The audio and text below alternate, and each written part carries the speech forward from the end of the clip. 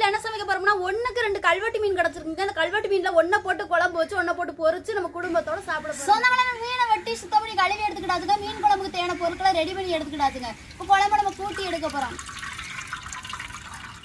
அரைச்சு வச்ச தேங்காயும் சேர்த்துக்கிறோங்க. குழம்பு மசாலா சேர்த்துக்கிறோங்க. தக்காளி பழம் சேர்த்துக்கிறோங்க. பச்சை மிளகாய் சேர்த்துக்கிறோம். எல்லாத்தையும் ஒண்ணா பிணைச்சு எடுத்துக்கிறோங்க. சொந்தங்களே நம்ம கூட்டி வச்ச குழம்பு அடுப்புல தூக்கி போட்டுக்கலாம். சொந்தங்களே நம்ம குழம்பு நல்லாவே கொதிச்சு வந்துருச்சு. நம்ம மீனை சேர்த்துக்குவோம். தேவையான உப்பு போட்டுக்கிறோங்க. சொந்தங்களே நம்மளுக்கு கல்வெட்டு மீன் குழம்பு ரெடி ஆயிட்டுங்க. இறக்கி வச்சு தாளிக்கலாம்.